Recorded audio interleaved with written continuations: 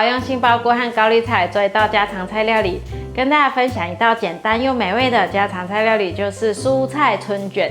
这是不会用炸的，白色的春卷皮卷起来就直接吃，不仅营养丰富，而且口感清爽可口。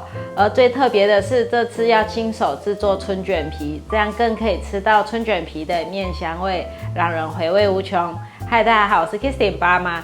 开始下厨之前，我还想和大家分享一个好消息，感谢大家一直以来对我的支持，频道现在有了超级感谢的新功能，只要第二支持巴拉妈，就可以让我有更多资源和动力，做出更多不一样的新食谱和新影片跟大家分享。所以如果你喜欢我的影片和食谱，请不要犹豫，赶紧点击支持吧。最后，如果你还没有订阅我的频道，别忘了点击下方的订阅按钮。订阅是免费的，同时也请开启小铃铛，这样你就可以第一时间收到我的最新影片和食谱。现在就来用杏鲍菇和高丽菜做这道家常菜料理吧。先来准备高丽菜的叶子，准备3片。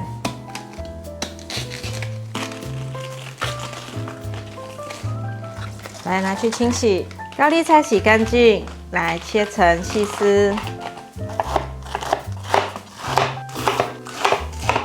把高丽菜放入盘中，准备3朵香菇，把香菇的角切下来，把香菇角切片，接着切短一点，香菇切片。这香菇有点厚度，所以再给它排整齐，切成细丝。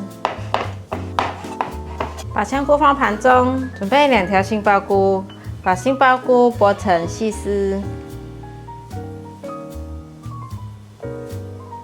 用手撕的杏鲍菇会比较有口感。把杏鲍菇放入盘中，准备1片黑木耳，把它切成细丝。把黑木耳放入碗中。金针菇今天不用到1包，用1/3包就好。把金针菇切成小段状，把金针菇的根部剥散。把金针菇放入盘中，准备50克的红萝卜，把红萝卜削皮，把红萝卜切片，把红萝卜切条，把红萝卜放入盘中，准备一把芹菜，把芹菜的叶子去掉，把芹菜的根部切掉，不要，把芹菜切成段状。把芹菜放入盘中，锅内放入适量的油，把香菇放进来，还有金针菇，还有杏鲍菇，把这些菇类先炒香。菇类炒一炒，有稍微软化了，现在放入红萝卜，继续翻炒。菇类的水分会冒出来，这样子红萝卜会更容易的软化。炒的差不多了，现在来放高丽菜、黑木耳也一起放进来，快速翻炒。我这个馅料的是用炒的方式，这样子会比较香。如果要用烫的也是可以，这样子会比较清淡一点。高丽菜看起来有软化了，放入芹菜，大约略炒一下，我们准备来调味。1茶匙盐，1/4茶匙白胡椒粉，黑胡椒粉适量，迷迭香叶适量，白芝麻来一些，黑芝麻也一些，赶快翻炒，把调味料炒至融合。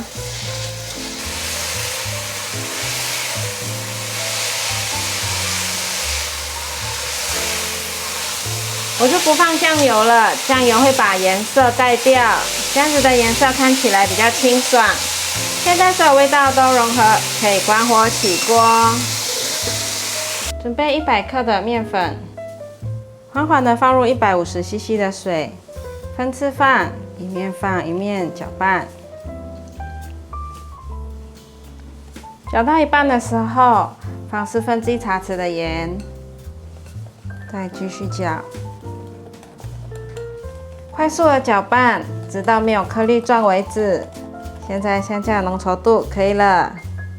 准备一个不粘平底锅，稍微让它加热大约30秒左右。用个细胶刷沾上面糊，慢慢的刷，从中间开始刷，扩散到外面。像这样一圈一圈往外刷。春卷皮是春卷的重要组成部分，是一种薄薄的面皮，面粉和水混合后，面皮有着柔软而富有嚼劲及弹性的口感，使得它成为了春卷这道菜式中不可或缺的一部分。在春卷的历史中，春卷皮的做法也发生了不同的变化和演变。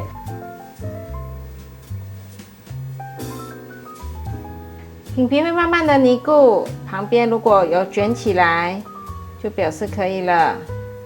先让它再煎一下，旁边稍微卷起来，慢慢的把它推一推，让它分开。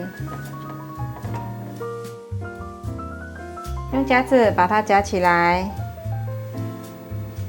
完成了一片。比如说，在泰国的春卷中，通常会加入椰浆和米粉来制作皮，使得春卷皮更加柔软，口感更加丰富。现在可以来包了，把炒好的馅料放上来。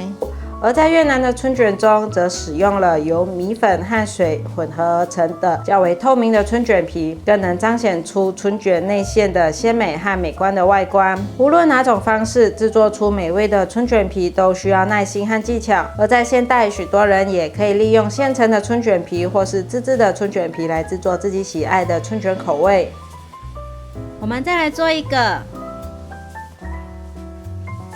把馅料放在春卷皮上，摆整齐，往前卷，左右往内折，再往前卷。